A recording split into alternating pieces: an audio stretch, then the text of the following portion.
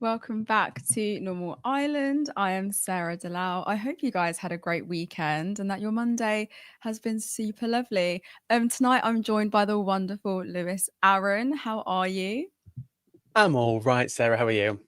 Yes, good. Thank you. It's so good to have you. I'm really excited. I Oh, don't think we've done a show together where I have, where I posted, have we? right? I don't know. Have you Oh guessed it? no, Have you I've guessed guested it? with you. Guested, Ah, but not hosted. Obviously, I'm trying to get into my hosting career now, so I'm in full swing. oh, well, you're Hopefully. doing a great job, and I'm sure we're going to have a really good show. We are going to have a good show. And speaking of tonight's show, this is what we've got coming up. Um, Rachel Reeves back at it again. She's proposed the biggest austerity package since it began. We're also going to be looking at taxpayers' money funding reform through arms sales, and a man dies from inhumane US detention center. As always, though, remember to like the stream. And if you're not a subscriber, please hit that button as we'd really like to get to 20K. I think we're on a steady increase. So hoping to get there as soon as possible. So please help us get there. We'll be getting to your comments later in the show. So please make sure that you're busy in the chat. But on to our first story. Rachel Reeves is proposing 15% cuts to the civil service. But sorry, apologies, but she has denied this is austerity. The Chancellor has said she is confident 10,000 civil service jobs can be axed after numbers ballooned during the pandemic, as she seeks to cut more than £2 billion from the budget. She's expected to unveil a raft of spending cuts during the spring statement on Wednesday and has reportedly ruled out tax rises. The FDA union has said the government needs to be honest about the move, first reported by the Telegraph, and the impact it will have on public services. Appearing on Sky Sunday Morning with Trevor Phillips' programme, the Chancellor was pushed repeatedly for a precise number of civil service jobs she wants to cut, and she eventually replied with, "I'm confident that we can reduce civil service numbers by 10,000." She conceded that the cuts will not be pain free, but says she'd rather spend money to deliver better public services. But FDA General Secretary Dave Penman said it could be up to 50,000 staff members. The civil service is about 500,000 staff, so that could be up to 50,000 staff who would go. Reeves has said she wants to cut back office jobs to free up money from the front line, but union bosses have argued there is no simple distinction between the back office and the front line. I mean, this is all about Labour's plan of making a more efficient state, but doesn't really mean anything. But there's been a lot of attacks on the civil service, especially from the right. So maybe she has consent on making cuts in these areas. Lewis, how much of this do you think is testing the waters for austerity, especially after the welfare cuts? I think we're already there. Like, let's just call it what it is. This is austerity. They can wrap it up as anything else that they want, but that's basically where we're heading, right? And this is the frustrating thing. I would rather, even if they had to make hard choices, let's just say that we weren't able to do something as simple as tax the rich. Let's just put that to the side for the second. Let's say we have the resources that we have right now. By the way, my cat is climbing all over my desk right now, so he may make an appearance on camera. Um, if we had all the resources that we had right now, all the ones that we could possibly get, and we had to make tough decisions, I would rather them just be honest about it and just say, because this is how they've sold it all to us, right? We're going to make the hard choices. We're going to make the hard choices. Well, just be honest about it, right? I get, at the beginning, it was all doom and gloom. If you remember, Labour got criticised for talking too much about how hard things are going to get and how doom and gloom it is. And they got massively reported on that. Oh my God, my cat, right? 1 second, guys. Okay, you can say hi. There we go. Hey, This let's is talk Jojo. Rachel Reeves and austerity, Jojo. There we go. And you can stay there. Okay. If they want to make hard decisions, make the hard decision, right? Let's go to the what we would call the easy option. It's not. Obviously taxing wealth. And this is what's frustrating me about this. I'm sure many people right now, we've already done videos on it, have seen like the debate between Gary Economics and that Australian entrepreneur guy. And he made a good point, right? Often people will just say, oh, let's just tax the rich like it's easy. But it's not. It is actually a hard thing to do. But that doesn't mean that it shouldn't be done. And part of the reason why it's so hard is because they have all these assets in different places all around the world, and they get valued at different things at different times. But ultimately, all it comes down to, the bracket of people that we need to tax the ultra wealthy is 22,000 people. So when we actually narrow it down to that amount of people, that's not a lot of people to manage, right? It's not that many. So yeah, we can do it. When you get a divorce through HMRC, and you're going through HMRC about your assets and your values and your tax and everything that you're joined together with, they do asset values for entire families and couples and everything that they own. They do it for hundreds of thousands of people every year. So why is it that we can't do this for the 22,000 ultra wealthy people in this country? Because that would be the easiest place actually to get the money from now. Because it goes from this idea that it's not easy to actually, I think it is much easier than we actually think. And this would be a good place to go to get this money. But no, let's go after the poorest people in society and just call it what it is. It's austerity. It is austerity. I mean, it's interesting because Reeves is saying that she's claiming to she's talking about delivering better public services and this need or want to reverse austerity. But if anything, I think she's refining austerity. And I don't think this is a one-off. I think this has been a consistent pattern. She's already like kind of pledged to stick to these Tory spending plans, and she's kind of already backed real term cuts to welfare, what like you said is which is going to impact the poorest in our society. So she's already reassured the markets that Labour is not going to challenge the basic architecture of neoliberalism. I feel like there's going to be a bingo card with things that I say all the time, and neoliberalism is definitely one of them. But what she offers is not really an opposition to what was a conservative policy. It's continuing throughout this government.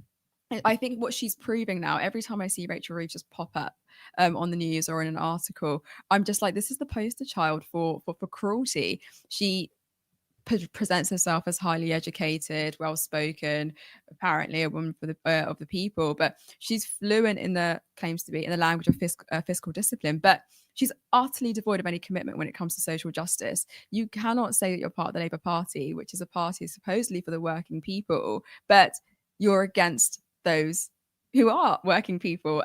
So yeah, I don't know, not a sensible But adult, I, I not don't know if you saw so this clip last. pleased Oh, with sorry, I this. interrupted you. I It's all good. apologize. No, Go go ahead. ahead. No, go No, there was ahead. I was there just was a saying clip that did the rounds. I think it was from last week of Wes Streeting in Parliament, right?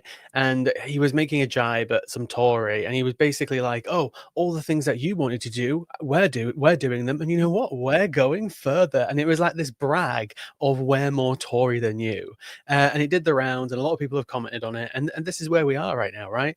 Labour are trying to seem more hardline on immigration. They're trying to seem more hardline on benefits. I just saw that Bridget Phillipson's launching an inquiry into apparently like student loan fraud, right? That they're pulling all these classic kind of almost like right wing tabloidy media things that people love Mhm. going after, right? It's the Yeah. benefit scroungers, it's the people who are the fraudsters, and it's so frustrating. You know what? They're winning, right? They are Yeah. successfully now seen as more Tory in many ways. Obviously, we had some of the Tories saying, "Oh, with the benefit cuts, you should have gone further. You should have gone further." But ultimately, there are still many people in the Conservative Party who are currently on the left of Labour on some of the things that they're doing. And this is the world that we're living in now.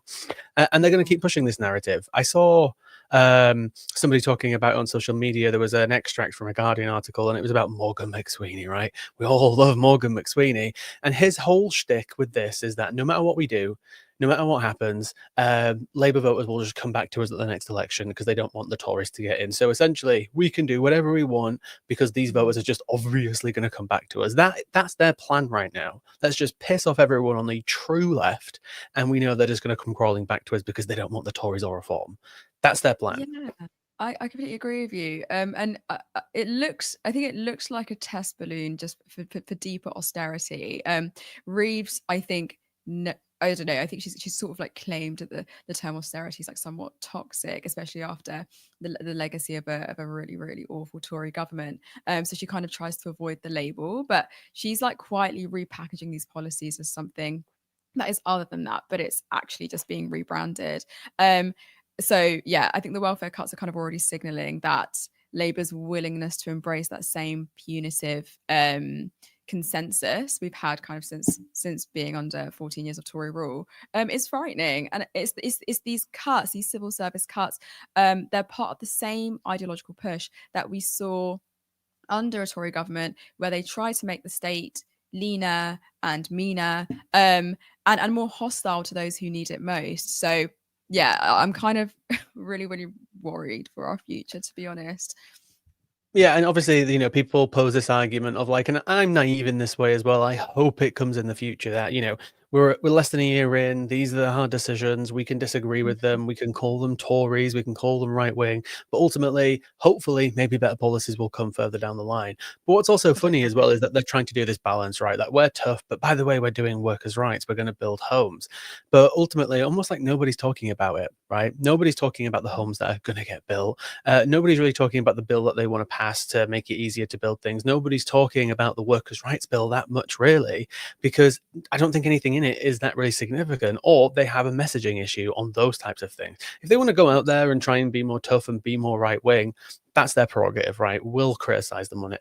But if they also want to do some of these quote unquote left wing things, well, the messaging's not there because Yeah. where is it? Nobody's talking about it. And they're obviously just going to continue down this path as well. But ultimately, as well, the one thing that I found, if you look at the polling, they don't really seem to be winning anyone over. There's some individual polling that shows that Keir Starmer's seen as a little bit more competent now because of his international standing. But ultimately, Labour as a whole are not winning in any more polls. They're not gaining any more points. And more, I haven't met anybody yet. We speak to a lot of like reform voters, Sarah. Me and you, we've spoken to probably at this point thousands of them, right? Reform voters, Tommy supporters, any of these types of people. And, no one's ever turned around and went, you know what, actually, I'm going to go back to Labour now. I'm going to go back to Labour. And I know that's only anecdotal, but you would expect to think that maybe there'd be a few, right, who would actually turn around and say, actually, you know what, some of the things that Labour's doing is actually quite good. You never hear that, right? So what's the point doing the immigration porn? What's the point doing everything that they're doing to seem tough? It's not working. It's not working. No, agreed, agreed. And now there are times when all of us find ourselves in inconvenient situations. Some people freeze up, others run away. Rachel Reeves, however, prefers to deny that the problem exists at all. When faced with analysis by the Joseph Rowntree Foundation, which showed that the average family will be £1,400 worse off by 2030, Reeves decided that she would simply reject the findings and believe whatever she wanted to believe. Here is Reeves being asked the question by Trevor Phillips on Sky News. The Joseph Rowntree Trust Foundation today predicts a huge fall in living standards by the end of this Parliament. I reject that. You think they're just wrong?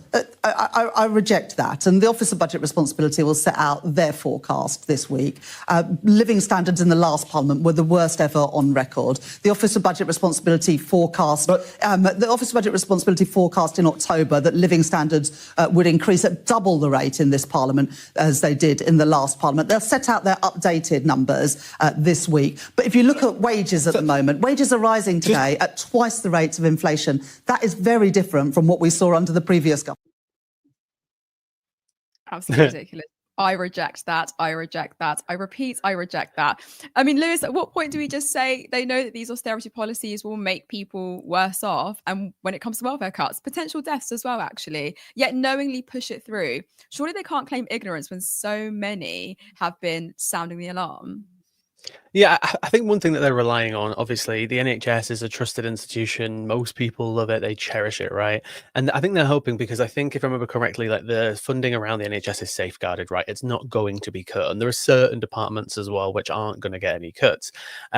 So when it comes to these institutions, I think they're relying too much on the fact that that because people have been waiting so long for treatment and, A&E, all of these stories, they think if they just make that better, which is a good thing, let's not get that wrong, it's a good thing. If they just make that better, then in a few years' time, they can turn around and say, we've got the appointments down, the wait time is back to normal, which is a good achievement. But I don't think they're going to win any points for doing what could be even considered, what's basic, because that is what's basic, right? They haven't necessarily done anything that's like beyond what they're supposed to do. They haven't transformed anything. They've got themselves out of a hole, and if they do it, and if they manage to do it right without funding too much money into the private sector, then yeah, we can praise them. But by doing all these cuts, I think that they're just relying on a few little things. They're hoping that they're going to build houses. They're hoping they're going to fix the NHS, and they're thinking that even if things do get slightly worse, that will somehow be forgiving.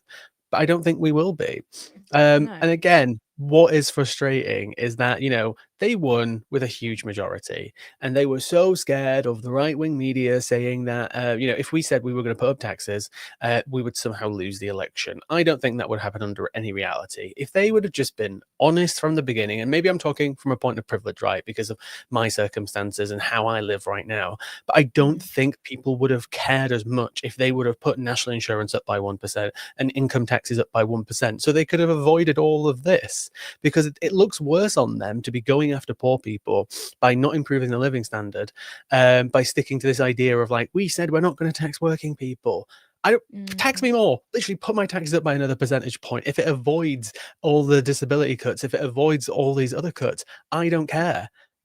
Take more of my money. We know that we're in a bad situation. We know that the Tories absolutely fucked us over for the last 14 years. So if you want to take another percentage point of my taxes to fix that, and so other people don't have to suffer, do So it. be it. That's Exactly. a more winning argument than taking money away from poor people. Completely agree with you. And like you said, do we forgive them? Absolutely not. I'm not going to forgive governments for doing the things that they're doing. I think we're well past the point of plausible deniability. The data's out there. It's pretty obvious. It's evident. Economists, charities, even government reports have made it painfully clear that austerity kills people. It's not just a bad policy, it's a deadly one.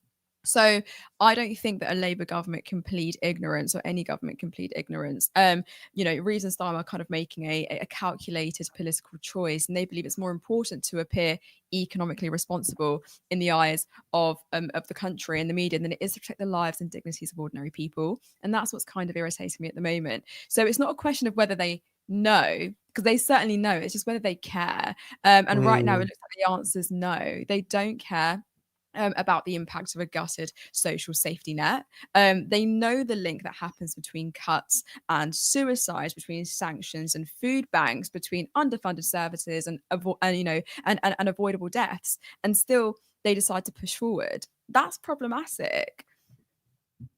And it will continue to be so as well. And about the austerity thing and the deaths, obviously there was a study. It was 300,000 people died because of austerity.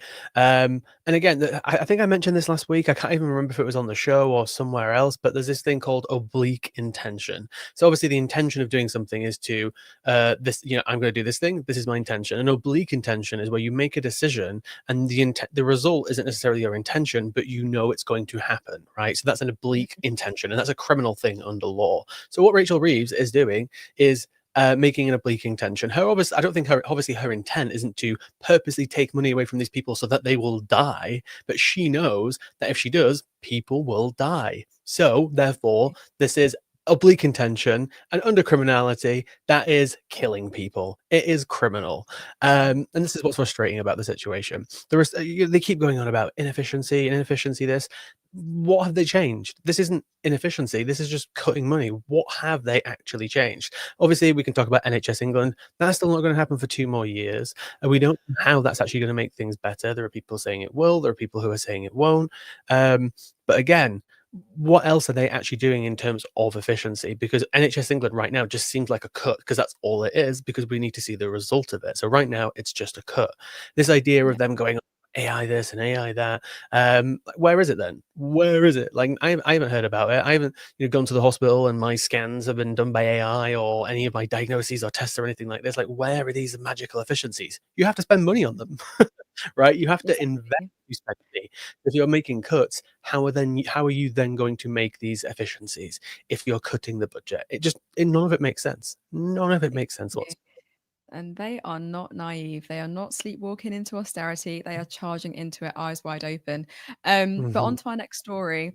UK taxpayers' money is being used to fund Nigel Farage's Reform UK through arms sales. And I'm not talking about Nigel Farage's salary as an MP. In an exclusive report, the Times have revealed that Christopher Harborne, the largest shareholder in arms company Quinty is a huge donor to Nigel Farage's Reform UK. Byline stated that in a Byline Times investigation that reveals the full extent of how taxpayer-funded arms contracts are helping bankroll Reform UK's political ambitions, we report that Christopher Harborne, the single largest shareholder in Q, I don't know how to pronounce that, has donated at least 13.7 million to Reform UK and a further £1 million to Boris Johnson. The company is almost entirely dependent on UK government funding, with more than 80% of its arms-related revenue derived from Ministry of Defence contracts. 2 seconds. And as if that wasn't bad enough, it helps Israel out as well. Their fortunes appear to have boosted by recent global conflicts. Its revenue under contract increased by 200 million in 2024.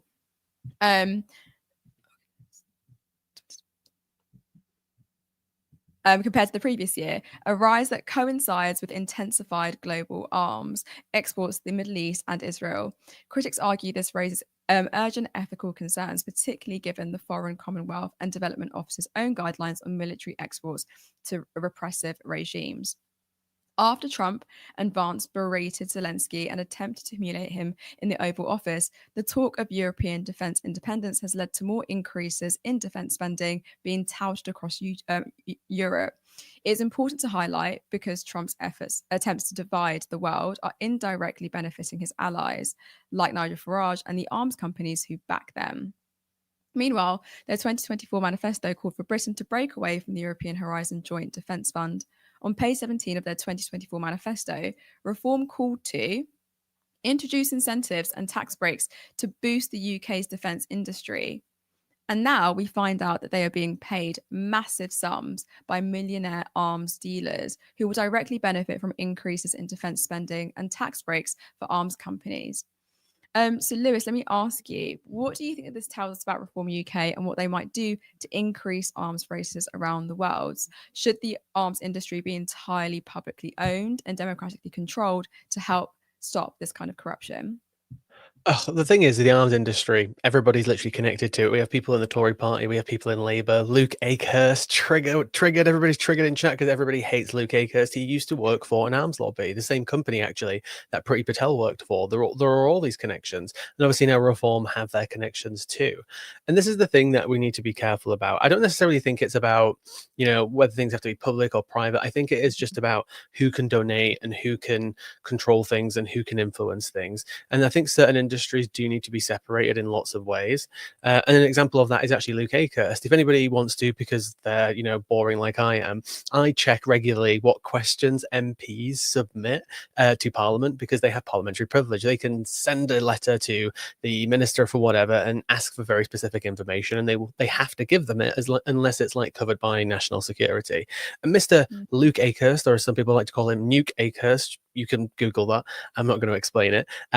He constantly asks questions about weapons. Like, he is not on any committee which is related to weapons. He's not on any committee he's got no role that's related to defence. He used to be a defence lobbyist. Now he was working in the Labour government, and he's very powerful.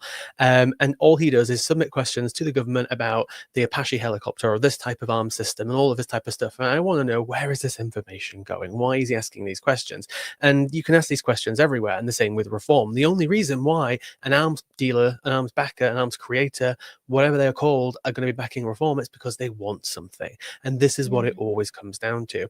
And it's very interesting, isn't it, that as things are ramping up around the world and everybody's increasing their spending, we're going to see a lot more companies and a lot more people like this guy who's funding Reform be throwing their money around, because it's a very, very rich industry. It's a very powerful industry, and it's very influential.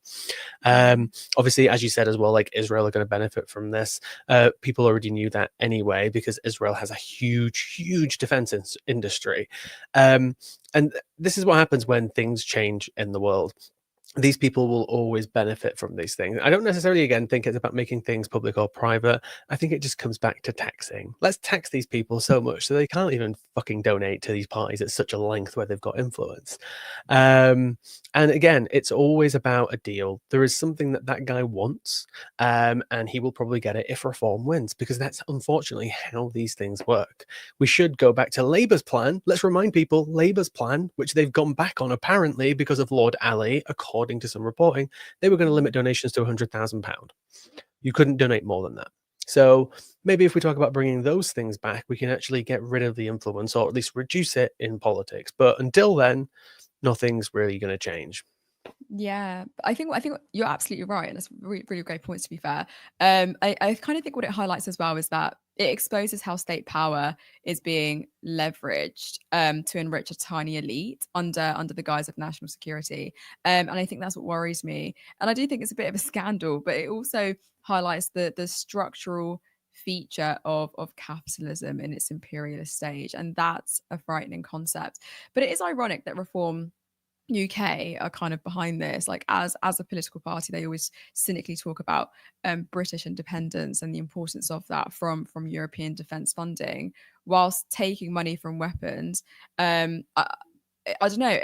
There's a huge contradiction there, and I think it tells us that Reform's UK's nationalism is hollow. It's not about sovereignty, and I think we've kind of noticed that a long time ago, but it's about securing capital for a specific class of warmongering profiteers. So I don't know. I think you're absolutely right. Taxing is probably the best way forward, but I do think it needs to be taken entirely, take it out of private hands completely. I think it's absolutely obscene that weapons of mass destruction, weapons that are tools of mass killings, are produced for private profit. So public ownership under democratic control would in some way ensure that that weapons manufacturing is subject to some sort of ethical scrutiny. But I find that when it's not in the hands of a democracy, then it kind of evades that. We've seen how international law doesn't really get applied properly. Like people are constantly going against Exactly. it. And obviously as well, we've got so many reports. We know that the UK government, regardless of who's controlling the weapons, right? Like put that aside, we know if let's say we did actually, if we controlled the weapons, we'd still be selling them to Israel, right? Because the UK government specifically carved out 5 licenses that they said were breaking or potentially in breach of humanitarian law and war crimes and all that type of stuff, and they specifically kept them open because they were afraid that they would get retaliated against on the US government.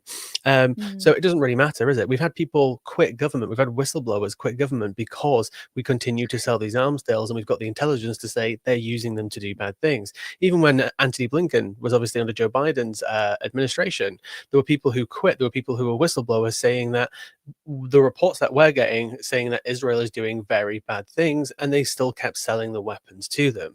So even if we want to talk about taking weapons out of private companies, how does that even help anyway when the governments that we have don't care about these international laws, don't care about what is happening right now? We've got 5 major reports from human rights organizations, international, very reputable, saying everything from apartheid, genocide, and ethnic cleansing. So I'm not saying what does it matter, none of it matters, but at the same time, it's just frustrating because we can come up with these ideas to be more moral, more principled, and try and reduce influence in politics. But ultimately, even when we create those structures, people just find a way around them anyway. And this is what makes me really sad. It's like, how can we empower people? How can we create a better system where these things simply cannot be abused? I guess maybe we'll never find out, but hopefully we will. That's a bit I mean, pessimistic. Sorry, guys, a bit no, pessimistic. it is pessimistic though, but it's like I think it's rightfully so. I mean, war is a business model, isn't it? Like that's how people view it. And Reform are obviously pushing for more defence spending whilst promising tax breaks for those very same arms industries that fund them.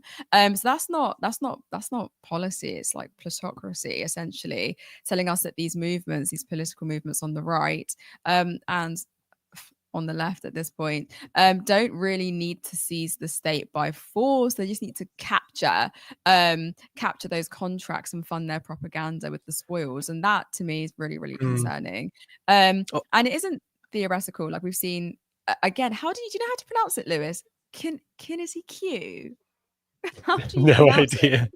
it? No. No I've idea. absolutely butchered it. So guys, please don't judge me. But they're growing revenue. That things growing revenue in the context of Israel's war on Gaza, the genocide that's happening, that's key. Like Britain has literally licensed millions in weapons to exports, in weapons exports to Israel, despite credible allegations of war crimes and genocide happening. So they're profiting off of that. And that to me, I think is expanding Britain's global arms role. So yeah, there's a political laundering of militarism for sure. Yeah, and that's obviously, unfortunately, what the world runs off in so many different ways, right? Israel has its success because of the power it can influence around the world through its Mm. intelligence, through its technology, through its arms industry. The US as well. We all know we live under a global police state, which is called the US, right? And only the power that they have only exists in the idea that they've got 40 military bases in the EU, and obviously many more around the world. We can talk about Chagos, we can talk about all of these things. That military power is what props up the US. It's what keeps Mhm. the value of the dollar up, because they're able to continue implementing that, the petrodollar around the world. This is unfortunately the world that we live in, and I'll try and be more optimistic. I think there can obviously be change in the future for it, but again, it is about people, obviously, be all cheesy, standing up and making sure that we organize, making sure that we continue to fight against these things, but at the same Mm. time, making sure that we're being practical, right? I think some people sometimes go down the spiral of being too anti-war to a place where it's impractical, right? And if people want to be pacifists, they can take up that role, and if people want to be completely anti-war, that's up to them. But I will criticize them, because there are Yeah. situations like Ukraine where we do need to get involved, where we do need to give support, where we do need to do whatever we can to make sure that obviously Ukraine can hold itself up. But then at the same Agreed. time, we need to be like, okay, but we need to stop funding Israel. We need to stop sending them weapons. We need to stop supporting them, giving them intelligence, Yeah. using our planes to gather intelligence for Israel. And this is Mm. the balanced conversation that we need to have. But it continues again to be frustrating. We have made some tiny changes, but it's not enough. And we need to Yeah. continue to organize and speak up about these issues. Yeah, I completely agree with you. And I don't know, I'm still weighing in on that whole public ownership being a democratic imperative. Like, is it or is it not? And I think, you know, the socialist in me would be like, well, absolutely, yeah. To a democratically planned and strictly limited approach to the arms industry would be a good way forward. And I don't know, in some ways, does it seem utopian for that to be the case? I mean, because right now, obviously, and we've talked about this already, but I think I'm just thinking out loud. Like, private companies are profiting from prolonging and igniting wars. They want war to continue in the way that it's happening. But on the other side, under public and democratic control, production could literally be aimed at defense and not domination. I find that war continues because people seek to dominate over the countries they're invading or the lands they're trying to go into. So I don't know. In some ways, it could actually reduce corruption because the profit motive would be removed from war. Possibly. I don't know. Food for I think thought. another aspect of it as well is, when you bring in capitalism into it in terms from a marketing perspective, right? And this is where we do need to be careful, because, people who support Ukraine, right? We've seen these videos from the last 3 years. And sometimes I need to take a step back when I see a really cool drone video of a Ukrainian Mhm. using a drone in a really, really cool way. I need to sometimes take a step back and think, this is warfare. It might look cool on camera, but this is what these companies want as well. It's almost like the whole Tony Stark thing, isn't it? From the Avengers movies, if you've seen them, where he goes out into the desert and shows off his big weapon, and it's this big whole marketing thing. And this is what a lot of these companies do as well. When it comes down to their marketing, they almost try and sell it off as cool, and that definitely, plays to the ego, especially of certain or mostly male leaders and people in these positions of, boys with their toys. There are stereotypes out there, but a lot of them have some truth to them. And the way these weapons are sometimes marketed, it's like it's marketed as warfare is a good thing. And the tools that we use are cool and they're fun. But we've got Yeah. to a point now where we have such precision technology, like in the use of Israel, where they can try and say and excuse the fact that they can send a drone. Like this happened yesterday in Khan Yunis in a hospital. They sent a drone into the second floor to, kill Hamas militants. Like we trust them for it. But when you actually watch the video and actually see it, it's like that's specifically what they did as well. It's like very extremely precise, and they can almost like market their warfare as more ethical because it's Mm. so precise. Look how cool we are. We can destroy one floor of a hospital, and look how amazing it is. Look how cool we are. And Mm. this is where we need to be careful when we're consuming certain content and making sure we're not adding to the cool marketing of certain types of warfare. Agreed. And calling out when we become desensitized to war and suffering. I think a lot of being exposed to it means that we do become quite desensitized to mass killings of people. But no, really great points, Lewis. I completely agree with you. So before we move on, if you are enjoying our show, please like and hit the subscribe button. Once the show is finished, come back and leave a comment because it helps with the algorithm, and also they're really, really interesting to read. We're just a group of volunteers who are trying to turn this into a full media organization, where this becomes our full-time jobs. Guys, bear with me. My thing is not working properly, so that's why I'm pausing so much. So if you'd like to support us, then you can go to turnleftmedia.co.uk/support, and there you can sign up to our Patreon. Support us for as little as £3 per month. You can also give us a one-off donation through our website too. Give me 2 seconds because it's not working properly. Alternatively, you can become a member on YouTube for 99 pence too. But on to our final story. Oh, America, land of the free, home of the brave. And let's be real, an increasingly dystopian nightmare where democracy is crumbling fast. And yet Trump's diehard supporters don't just shrug, they cheer. Because nothing screams great again like packing people into detention centers like factory farm chickens and pretending it's all totally normal. Let's talk about Chrome in Florida. Miami's very own government-sanctioned hellhole. Women detained there describe conditions that make a medieval dungeon seem like a cozy Airbnb. Imagine being shackled to a prison bus for hours with no food, no water, and no access to a toilet. Guards tell you to urinate on the floor. You're thrown into a tiny cell with 26 other women sleeping on a concrete floor. And somehow, more people keep coming in every day. But don't worry, ICE assures us they take human treatment very seriously. Let's look at this video from the local news in Florida. We've heard from many distraught family members of loved ones allegedly experiencing harsh conditions at the Chrome Detention Center. This man allegedly held in Chrome Detention Center in a video that's since gone viral, showing people sleeping on the floor, explaining there was little to no food or water, asking for help. And it's not the first time we have reported on these conditions. In February, our partner Telemundo 51 reported on a Ukrainian man who died in the hospital after allegedly falling ill at Chrome Detention Facility and not receiving adequate care. They further that to alleviate overcrowding concerns, they are transferring detainees to other facilities with available space, expediting case processing, and working with local and state partners. But those with family inside just hope conditions get better. 44-year-old Maxim Chernyak, a Ukrainian man who died in custody at Chrome in February, a man who fled war-torn Ukraine, only to end up in a Miami detention center where he was so neglected that he became fatally ill and did not get the attention he needed when inmates asked for help. Then we have Trump's invocation of the Alien Enemies Act of 1798. The administration decided, without evidence, that members of the Tren de Aragua gang were waging irregular warfare on the US and promptly shipped them off to El Salvador. But the New York Times published an article confirming that the US intelligence has no evidence linking the Tren de Aragua gang to the Venezuelan government, making Trump's use of the Alien Enemies Act not just outrageous. The court said no, but Trump seemingly sent the planes away, and now they want to impeach the judge for being a left-wing activist. So what do we call a government that ignores its own laws, treats human rights as an inconvenience, and punishes people for simply existing? A dictatorship in training? Democracy? Lewis, what do you think?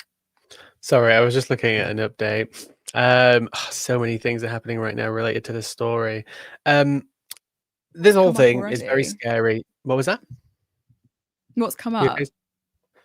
Oh, so I'll read it out in just 1 second. Yeah, there are so many connections to this story because Trump is getting obviously sued, and then judges are blocking things from all different sides. But I think as well, despite the fact that he's doing this overreach, and it's very, very clear overreach, not just the way that they're deporting people, but the way they're treating people as well when they're detained in these facilities. It's the fact that there's just not really a backlash to it. And this is kind of just what scares me the most. There's just not a vehement backlash to it. And this is what scares me, because it means at what point, it's the whole, Trump could, shoot somebody on Fifth Avenue thing. Like, what would actually happen if he did? What is the thing that Trump would have to do at the moment for people to actually realize that all of their, constitutional rights that they love so much are actually under genuine threat? So the update is this, and this is quite the headline. So this is about the Venezuelans who were deported. This came out about half an hour ago from a judge. The US treated alleged Nazis better during World War II than the Trump administration treated Venezuelan migrants last week. Who said that? Who do you think said that? Is it a reporter? Is it a journalist? Is it a pundit? No. A federal appeals judge told a Justice Department lawyer during a contentious court. An actual judge in the US has had to go so far to say that the way some of these migrants are being treated is literally worse than Nazis were treated when they enacted the Alien Enemies Act in World War II to detain Germans and other people related to the regime. That is where we're at right now. A judge has said it's literally worse than Nazis. And obviously, we talked. You just talked about the Chrome detention facility. Some of the other videos coming out of there, some of the other stories coming out of there are absolutely disgusting. The way obviously women are being treated, the women are being put in male detention facilities, so obviously there's risks there. These detention facilities are not being manned properly. They're short of staff. They're over capacity, so more things are going to happen. You talked about the Ukrainian man who has now died. If you look even further into that story, there are so many people, from another inmate to the inmate's lawyer to other representatives, saying that they asked for help for hours. He needed help for hours. So for me, the Trump administration has killed this person. That is the way I see it, because that is the facility that they have managed, where it's led to the death of a Ukrainian man who just needed a bit of help. He had a brain bleed and it could have stopped, but he didn't get the help that he needed. So how many more people have to die, Sarah? How many more situations like this have to come out? How many more people have to get deported illegally? Which, by the way, these are part of the updates. Just in the last hour, a judge has literally said the deportation was illegal. Using the Alien Enemies Act was illegal. And then in the same hour, Donald Trump has just said, we have identified 3 more people as part of this gang, and we're using the Alien Enemies Act to deport them. So this is where we're at. A judge has said no. Another judge has said it's worse than these people are getting treated worse than Nazis. And Trump is like, I'm sending more. When do we start screaming? When do we start screaming? Should be screaming from the word go. I think the minute that he wanted to dust off this ridiculous act, we should have been screaming then. The fact of the matter is, it's not about border security. What we're seeing is that this is just racialized control. It's about who gets to belong. It's an us versus them narrative. Who gets to live and who could be left to die behind closed doors. And then obviously having Trump invoke this really, really dusty relic from America's long authoritarian past. It sends people into a frenzy of xenophobia, paranoia. Like, that law is part of a really insidious package, and the fact that he's bringing it out means that it gives them a pretext to deport as many people as possible, keep them in these inhumane conditions. Well, we're doing it for the betterment of America. It's for better security. I promise you, it's because we need it, and blah blah blah. And people really cave into that sort of propaganda. Like, whenever I go on Twitter and I see people responding to things that are happening, yeah, well, good. You shouldn't have been here in the first place. People have displayed so much apathy when it comes to this sort of stuff that it's actually really scary. Courts say no. Trump says, "Well, I'm doing it anyway." It's ridiculous. Typical authoritarian fashion. I hate to even make a joke at this time, right? But one of the people who's been sent to Venezuela is a Venezuelan gay makeup artist. Now, I'm all for diversity and inclusion, but I'm pretty sure these Venezuelan gangs, because they do exist, they are real, it is a real gang. I'm pretty sure they're not affiliated with a gay Venezuelan makeup artist, right? He got detained. He has been sent to Venezuela, to El Salvador. You've seen those pictures of those El Salvadorian prisons, right? With literally like 100 people in a cell, shoulder to shoulder. They're not allowed to speak. If they speak when a guard is walking past, they can be beaten and tortured. They've now sent a gay makeup artist. He is there right now. And then on top of that, there was another story where one of these people that they rounded up, an ICE officer, just said that his tattoo looked like it was a Venezuelan gang tattoo. He got arrested, no warrant. He got all this stuff seized off of him, because that's what the Alien Enemies Act allows you to do. It allows you to arrest people without warrant, enter their property without warrant, and guess what? It allows you to seize everything that they own without warrant and deport you without judicial review. The guy's tattoo that they deported was a soccer tattoo. It's just so it's Like, so this ridiculous. this I mean, is what's happening. ridiculous. I mean, we have to be like super frank and clear. Like US foreign policy is part of the reason people are even fleeing in the first place, right? Like economic sanctions, coups, IMF austerity, climate destruction as well. Like much of it's been very much orchestrated and exasperated by the US, where they've destabilized these entire regions. And then when people flee that instability, they're met not with compassion but with cages. And I said this last time on the show with Curtis, that I believe that these systems, I genuinely don't think that they're broken. I think that they want it to work in this sort of way. It's designed to work this way, because what could have happened was that Maxim Chernak shouldn't have died, and neither did the dozens of people who have perished in ICE custody. Their deaths are not isolated incidents at all. They are indictments of a system that's literally built on dehumanization, and that's what we're seeing at the moment. And I think, yeah, go ahead. I just wanted to add as well, because again, like, obviously part of their plan is to, you've heard the saying before, flood the zone. And this is what they're Yeah. doing, and they're doing it successfully, which is part of the reason why I think there's not as much outrage as there should be. So Biden created this scheme. I can't remember what it's called. It's got some official name. It was done through executive order, where if you're from specific countries, I think one of them was Haiti and certain Caribbean countries, you were allowed to come to the US for a few years as long as you found a sponsor. So over the last few years, there are 500,000 people in the US who took up this scheme. They found a sponsor. They've come there. They all work, right? This is about people coming there to work. They all work. They've all paid taxes. Obviously, as usual, under usual immigration laws, if you commit a crime, you get deported. Because that was created by executive order over the weekend, Donald Trump just signed a pen and said, "Don't want you here anymore." Now, 500,000 people who were there legally in the US, have never done anything wrong, paid their taxes, now have to go home in 30 days. 500,000 people. Like, again, I don't understand why people aren't screaming, but almost not to even make the comparison, it almost feels like Gaza, right? It's like, yes, we activated a lot of people when it came to Gaza. People were making videos, people were going on marches, people kept it in the media, people kept pushing it. And, there were definitely people who were brought on board, who got on board, felt the outrage, changed their opinion, right? They may have even been previously pro-Israelis, but just, Muslims doing terrorist things. And we made improvements on that. But ultimately, where we're at right now, it seems futile. And there's almost this part of me that's like, am I not screaming as loud as I can be? Because I know it's not going to matter. And I don't want to, again, be pessimistic, but You are 500,000 people are being getting sent home. pessimistic, but I But think we need to push 500,000 people are out. getting sent home, and they were Yeah, here you're right. legally. And where are the Trump supporters saying this has gone too far now? They're not going to And it's say what that makes because me they're so sad. It makes me genuinely sad. it's heartbreaking. I mean, they're disillusioned. I mean, I feel like, Trump will say jump, they'll say how high. I mean, that's how frightening it is. An authoritarian figure leading that country. And that's not to absolve Biden of the things that he's done as well. He was just as atrocious, just under a democratic guise. Oh, yeah, But Obama yeah, as well. Like, all the presidents have Obama as done well, atrocious things when it comes to absolutely. They detaining have. migrants, but who takes the crown, obviously, Absolutely. so far? It's Trump. Yeah, it's definitely Trump. Yeah, definitely. I mean, I completely agree with you. And I think what we're witnessing is this logical outcome of a system that sees migrants not as people but as problems. And again, I think what we do need to do is I maybe a hopeful or ridiculous, delusional optimist, but I do think that there is strength in numbers, and it does take shouting, it does take solidarity to be like this privatized, unaccountable, and the immigration detention center that is now $1 billion industry that's tied to both state and corporate interests needs to be called out and needs to be held accountable.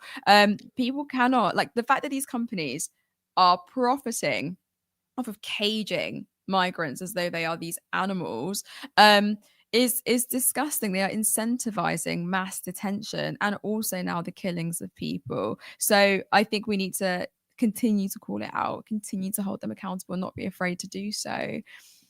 And make sure you don't turn away from the news. I know it's a lot, and it's a lot to keep up with, and Agreed. we'll do our best to try and inform you, but we can't do everything ourselves as well. Meaning there is so much out there, we can't cover it all. So please try and keep yourself informed as much as you can, and keep screaming about the things that are happening in the US, Agreed. because most people don't actually know all these little finer details of what's happening right now, because you only get to see 4 or 5 headlines a day, because that's the way the news cycle Completely works. agree. Completely agree. And what a privilege it is to be able to switch off the news as well. So I need to put that out there. I think it's important for us to expose ourselves to that and sit with the uncomfortable truths. But let's bring in our producer and go to some comments. Hello. Hi, Callum. Hello. How are you we? both? It's a good show so far. Well done. Oh, Well thank No, you. thank you. I mean, my I'm- reading's a bit abysmal. No, it's not your fault. It's tech. It wouldn't be one of our shows Always. without some tech, would it? I'm just thinking on that previous story, just of the case that I brought up a couple of weeks ago regarding the British tourist Becky Burke, who was detained for. They said that she had the wrong visa. Basically, she'd gone over on a tourist visa, and she was staying with a host family who she was doing essentially household chores for in exchange for accommodation. And she'd checked everything out and she'd made sure that she was allowed to do that before she'd gone, but then the government decided that she should have had a work visa because of it. She was kept in a detention camp for 19 days. Now, she did actually return back home last week. However, she was marched out to the aeroplane in chains. Her legs were chained together. Her father described it as being chained like Hannibal Lecter. She was essentially starved. She's a vegan, and the food that was available to her was very little. She was basically living on rice and potatoes, and the conditions that she was kept in were equally appalling. And this isn't someone that they believe to be a member of a criminal gang or some sort of really awful, terrible, scary international threat. This is a young girl who went on holiday, wanted to be a tourist, wanted to do a bit of traveling, and for her accommodation was helping out washing the dishes and sweeping the floors. And if they're going to treat British citizens like that for simply enjoying a holiday and doing chores in exchange for accommodation, the stories that we're hearing about the way that some of these other people have been treated because they've got a tattoo that may or may not look something like a gang tattoo. It's not a far shot to sort of realize just how extreme these conditions are. Yeah, well, there's so many cases that are coming out at the moment. It's hard to keep up, right? There was the woman from Lebanon who works at Brown University who came to the US, and apparently she was out in public while attending the Hezbollah leader's funeral. Which again, if you want to talk about the controversy around, because he wasn't just a military leader, he was a spiritual leader to a lot of people. That's another controversial topic. But ultimately, she technically didn't break any laws. She did not break any laws, and she came back into the country and they kicked her out. There was also one person who reported that they detained him, they took his phone, made him open it, and they found posts which were critical of Trump, and they sent him back as well. And then of course we've got Mahmoud Khalil as well, who is currently still detained, who is a permanent resident, who is married to an American, and he has been detained without any charges. He is still not being declared to have broken any charges, he broken any laws whatsoever, and he's still being detained. There are so many of these stories coming out now, and again, many countries have had to put travel warnings on the US. Need I say more? Sorry, I'm doing a lot of this today. It's insane. Yeah, and nobody can see your hands when they're out of frame either. So to the comments. Bear with me 1 second. Sorry, I blame Curtis for this because he just sent me a message right when we're on the air. Honestly. Now, we've got quite a few. Somebody mentioned the fact that somebody asked the question, where are the Democrats in all of this? And we've got this comment from Becca, who said Bernie, AOC, Crockett and Waltz are doing the rounds and getting a lot of people out at rallies. They've been selling out stadiums, to my understanding. Is that right? Yes, they have. Yeah. What's interesting as well is that people have analyzed the numbers that Bernie got when he ran for president, and the amount of people who are coming out right now to support Bernie and AOC is more than what he got when he was president in terms of rallies and stadiums and stuff like that, which is very interesting. And by the way, if you haven't come across Jasmine Crockett yet, you may have seen a video about her because her name's not as big yet, but she's the one who famously in the congressional hearing when Marjorie Taylor Greene, said something about her eyelashes, her fake eyelashes, and then she's made a comment to Marjorie Taylor Greene saying, big butch blonde body thing, if anybody remembers that. But anyway, she is amazing. She's a rising star. Go check out Jasmine Crockett if you haven't already come across her. But like, this is my dream team at the bottom: AOC, Crockett, Waltz, and just Bernie. Like, dream team for America. Will it be enough? We don't know. Well, I hope it will be. But this is what we were talking about earlier, the whole idea of like people collaboratively working together with the same voice, fighting for the same cause and being loud about it. And these individuals are loud about it. And it's also interesting that Bernie's numbers are going up slightly in terms of the support. So people are kind of now getting sick and tired of an authoritarian rule, of someone who refers to himself as a king. Like, I think people are sick and tired of that. So it's promising.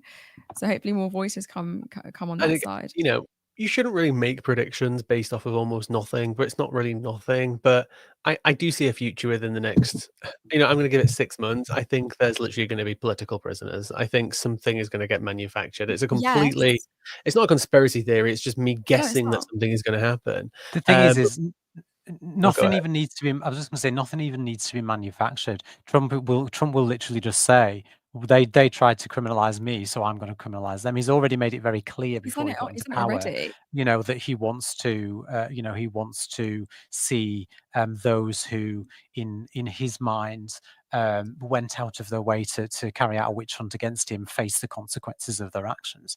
So he's not even manufacturing it, is he? He's just.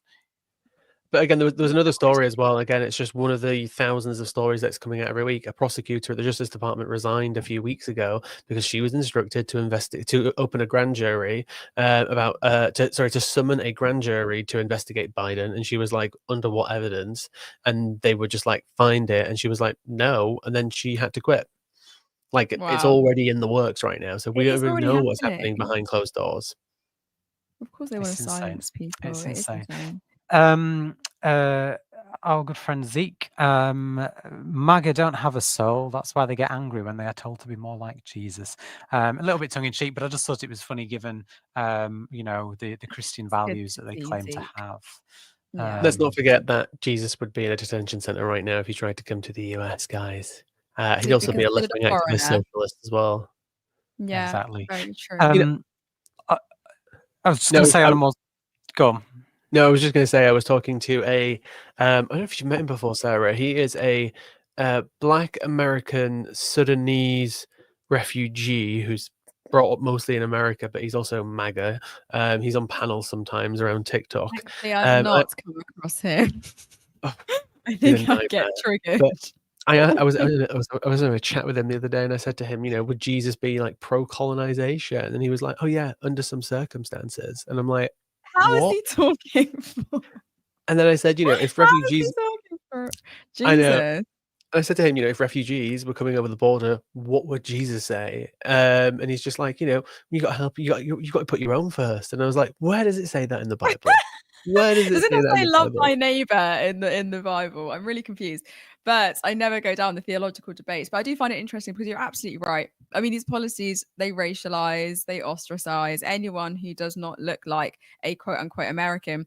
And in their eyes, an American should look white and Eurocentric. So very, very interesting. Yeah. Just a quick shout out, by the way, to Becca for gifting 5 turn left memberships. And I understand that was because of how amazing the chat has been this evening. She was so overwhelmed with joy of the wonderful conversations going on in the chat. She thought, fuck it, I'm going to give everyone a turn left membership. So thanks for that, Becca. We appreciate that. Just on the point that we were just making about AOC, Jacqueline's put in, seriously disillusioned about Bernie and AOC. Where were they when the whole Gaza thing was going on? So I don't know, if there's been either misreporting or misinformation on this, but Bernie's definitely taken more of I won't use the word establishment approach, but the measured approach of trying to work within the system, because he was in charge of a committee in Congress when they controlled the Senate, where he did have power, and he was trying to use that power to conditionalize arms sales to Israel. And so obviously some people can say that obviously is not enough. We want to stop arms sales to Israel, but what I would say, and again, please, anybody in the comments educate me if I am missing anything out, is that if he was able to conditionalize arms sales, and if he did it successfully, which he didn't, I think that would be a win, even if what he would probably truly want is an arms embargo, but he is only going to fight the battles that he thinks he might have a chance in winning. As far as I'm aware, I think AOC was one of the first Congress people to call it a genocide as well. Some people said that she's not gone far enough. I think there was one controversy about a bill where she agreed to like a new version of anti-Semitism. As far as I'm aware, almost on every other occasion, she's voted against every arms sale to Israel. She's called it a genocide. She's elevated voices of other, there's the Palestinian congresswoman. Is that Rashida Tlaib? Am I getting them mixed up? I apologize if I am. That's what I've seen from them. But if there's anything that I've missed, like, please let me know. No, I think that's fair. Jane said, I can't get the image of children in a cage separated from their parents. Some of them looked terrified. And I mean, we've seen those images before, haven't we? About 4 years ago, actually, under the previous Trump administration. Although I do recall similar reports coming out towards the end of Obama's time in office as well. But yeah, it's just, go on, Sarah. No, sorry. Was I making lots of like I want to talk? But I feel like these things shouldn't leave our minds. And I think it's great that Jane said this, because it goes back to what we were saying earlier, Lewis. That I think people have become so desensitized to seeing human suffering that they're just inclined to be like, oh, another kid in a cage. Oh, another person died in a detention center. Oh, 50,000 people are now being deported, as though it means nothing. It's like these people who are already displaced are now being displaced again when they wanted to kind of fortify some sort of home in a place where that it just fortify a place called home. But it's a shame. I feel like we have to remain empathetic. We have to keep looking at these images so that we're confronted with that uncomfortable truth. Yeah, in combination with the Overton window being moved so much by the Trump sphere, then in combination with images from the Ukraine war, images from Gaza, people have just become sadly so desensitized to the point where you see a picture, you see a video, you see an image, and you think maybe that's the one, maybe that's the Tiananmen Square photo, maybe that's the other famous photos which have captured moments of history to such a profound point where those photos or videos are going to live in history. But I thought I've seen 100 of them so far, and it's not changed anything. So sometimes I don't know how to make yourself less desensitized, but at the same time, we need to sometimes take a step back and focus. Like what I was saying earlier about watching cool videos of Ukrainian drones doing cool things. Just sometimes take a step back and be like, is this something that is good, essentially? Yeah. Curtis is in the chat. He said, honestly, Bernie has been kind of trash on Gaza, but the left has got to stop tearing down popular leftist leaders. And I do think we have an issue on the left, don't we, of not that this issue particularly. I mean, I obviously what's happening in Israel and Palestine is not one of those sort of issues that can be sidelined and ignored. But I do think generally on a more wider point, I do think that we have an issue on the left of tearing each other down rather than finding something to unite behind.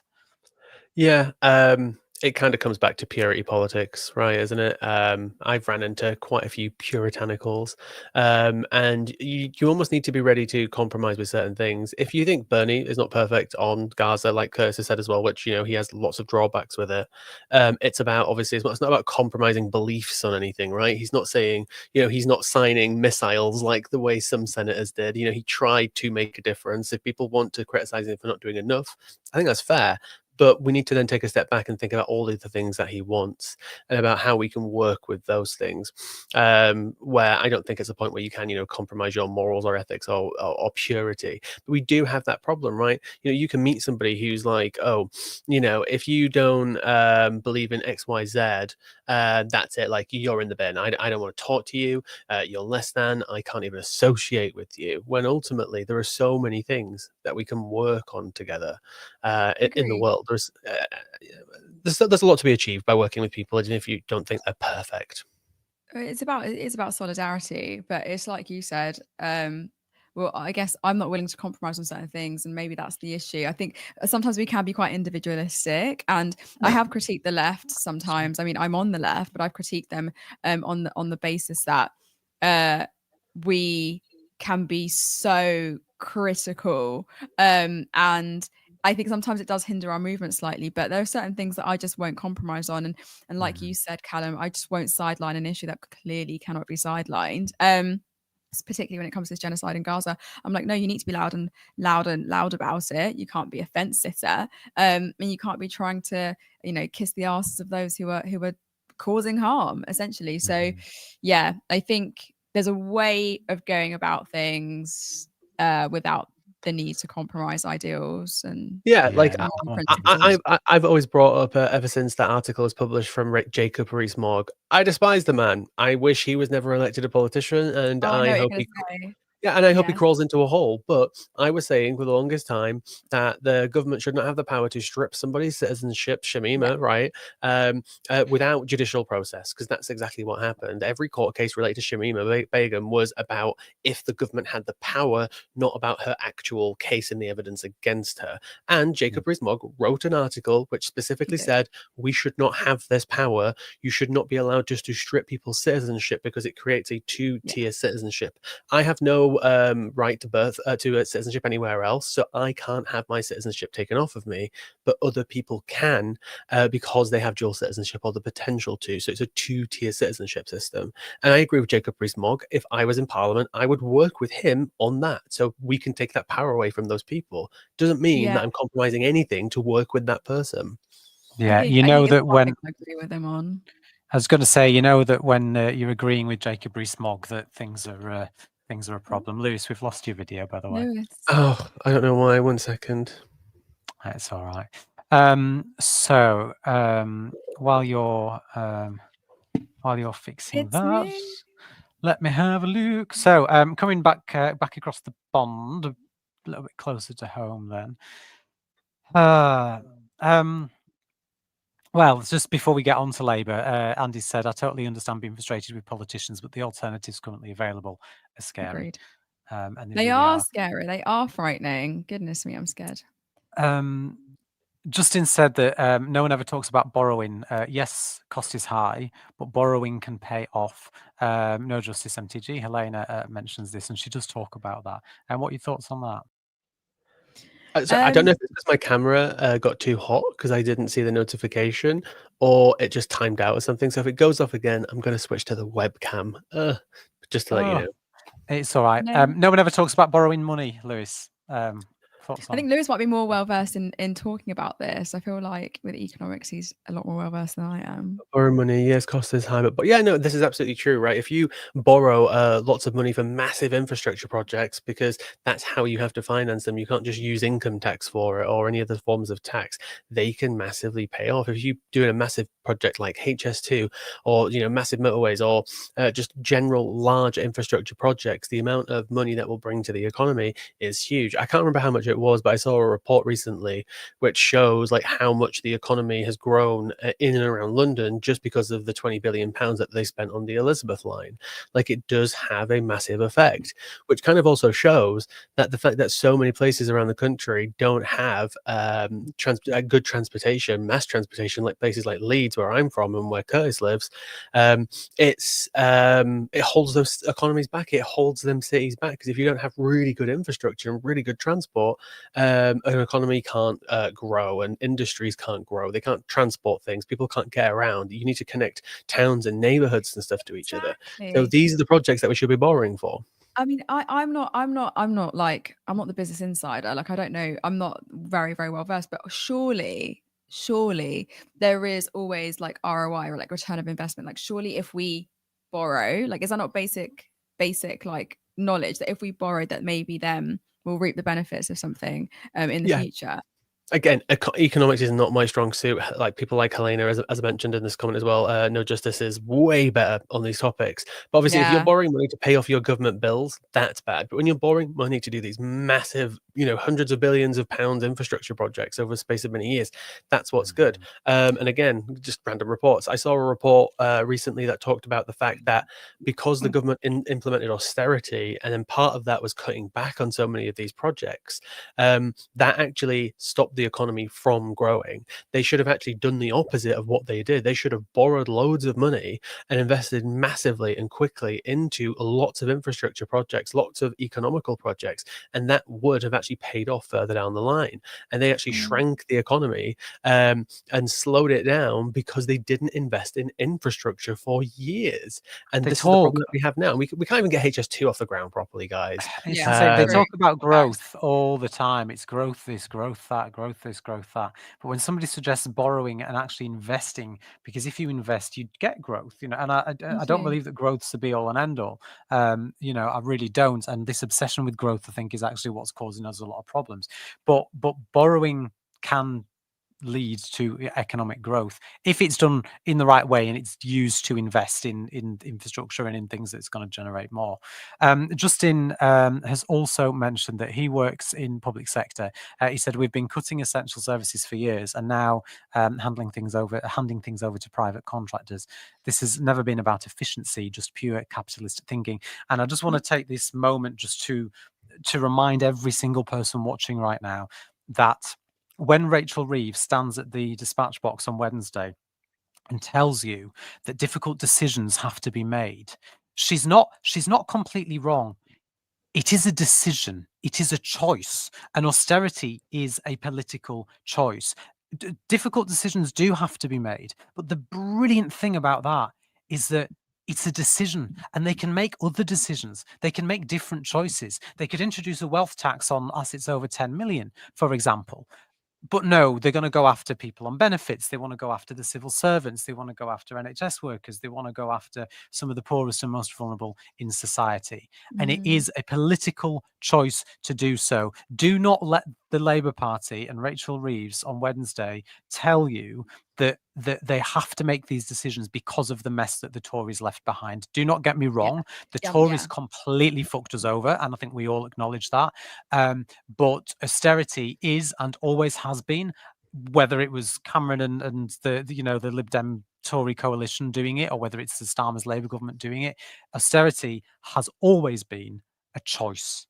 Oh, absolutely. There are Completely agree with alternatives. you. Yeah. So And I'm it's gonna just, call- sorry, Lewis, go ahead. Did you want to say something? I can come in after. Oh, Sorry. Go ahead. Were you going to say something? I wanted to say austerity's you're absolutely right, Callum. Austerity is not, and I think people need to actually make this distinction. Austerity is not a failure of capitalism. It's literally a function of it. And it's what happens when capitalism is working exactly as it's designed to do so. When the market crashes, when the state props up the banks, when inequality spirals, when public services are on their knees, the response is never to really challenge the root of the problem. The response is just to protect capital. And that's exactly what they're doing. And they're trying to discipline labor as well. These cuts are absolutely ridiculous. But also, Reeves is locking itself into a framework built by the Tories, shaped by neoliberal orthodoxy. So yeah, it's being enforced by the ruling class. It's very scary. I love to know. We do have estimates. There are reports out there that show how much they spend on private contracts and all this type of stuff, but it's not accurate in so many ways because if you're at the NHS and you need to buy a CT machine, that would be like a private contractor.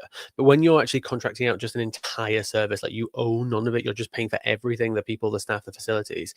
We don't have all the accurate numbers, but there are there was like one company, I can't remember its name, which is a not childcare company. What's the name I'm looking for? When like children in care. There was that one company, and there's many of them who in 1 year last year made £300 million profit. Right. So we've got children who are in care in this country. They've been taken off their parents or given up or got into some sort of issue with their family where they've been having to be taken off of them, and a company is now profiting £300 million a year just off of that, and that's just 300 million quid. That's not too far off the 10% of what Rachel Reeves is about to cut through disability, right? That's just one contract. 300 million, and there's just layers and layers and layers of these. Sometimes, people can come for me for this. Sometimes it's fine to use private sector in some cases, right? If something happens, if you have an immediate influx of, let's just say, people seeking asylum, yes, you might have to pay for private hotels for a short while, and rely on that. But when an issue becomes institutionalized, meaning this is a new amount of asylum seekers that we're getting, or this is a new illness that's appeared, if you then you rely on the private sector immediately and then never actually try and bring it into the public sector, you just then forever rely on that private service. Wouldn't it just make sense that if there is a children in care company provider who's providing accommodation for all these children, why don't we just buy it? And then they can take away the profit element of it, because we could just turn around to them and say, we're going to stop using you, let us buy you, and then that extra 300 million pounds of profit that they make would be gone, right? Because either way, they wouldn't be able to exist if the government didn't give them that. Let's just buy.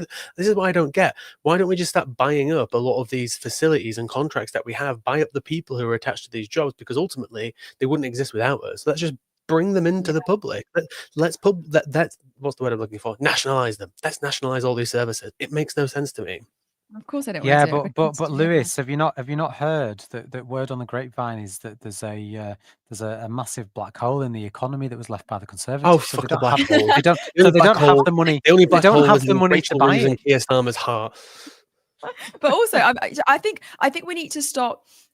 We now have a Labour government, and yes, we understand the impact that 14 years of Tory rule has had on us, and it is terrible. But what are you going to do about it, Labour? Because all I'm seeing is that you're emulating Tory policies through this government. Like, do something about it. You keep talking about difficult decisions. Well, Rachel Reeves, we reject you because the difficult decision that you're refusing to make is to challenge austerity. All you're doing is proliferating it even more. It does feel like we've gone, we've gotten a DeLorean and gone back to 2010, doesn't it? And George Osborne said not long after Rachel Reeves, not long after Labour won the election, Osborne said that Reeves's first sort of speech as the Chancellor was very much a speech that he could have made. And I think there was, I believe that wholeheartedly. We're literally getting a repeat of the coalition government. And unfortunately, that means that we're going to see a repeat of the consequences of that. Just like when we had Lewis's favourite politician, Ian Duncan Smith, and the wonderful things that he introduced to the welfare system, people are going to die. Yeah. But again, like when it comes to like making hard decisions, like call me naive, maybe this wouldn't work, but what if West Streeting right now just turned around and said, right, all these companies that have propped up that are private, like whether it's like nurses who are run through private agency staff or doctors and all of this, just say you've got 2 years and we're not renewing any of these contracts. Those people would be forced to come back into the NHS. So obviously, I don't dislike anyone who has taken one of these private agency jobs. If you're a nurse and you're going to go out there and someone can say to you, you can be earning 15 grand more by going to this private agency, I'm not going to blame that person. What I'm going to blame, though, is the government for setting up that system to proliferate the way it is. And why is it that we're still at a point where we are paying these agencies to bring us staff who are trained in the NHS, who used to work for the NHS, and they're still doing the exact same job that they would be doing if they just simply worked for the NHS. We need to remove all of these layers of profit and actually make these hard decisions and push these private companies to the point where you bring everything back into public control. There'd be the hard decisions that they keep saying that they're going to do, but they're not going to do it. Under this Labour government. Just aware of time, so I'm just going to blast through a couple of really quick ones before we wrap up. So Martin said, I really can't work out Labour. The weird hive mind just argues straw men while they keep making terrible decisions. And I'm getting sick now of, don't get me wrong, Steve Bray actually tweeted out an apology the other day for voting Labour. He did very quickly. He very quickly ran to his own defence and said that it was a tactical vote. But I thought it was interesting that Steve was saying, "I'm sorry." So, oh dear me.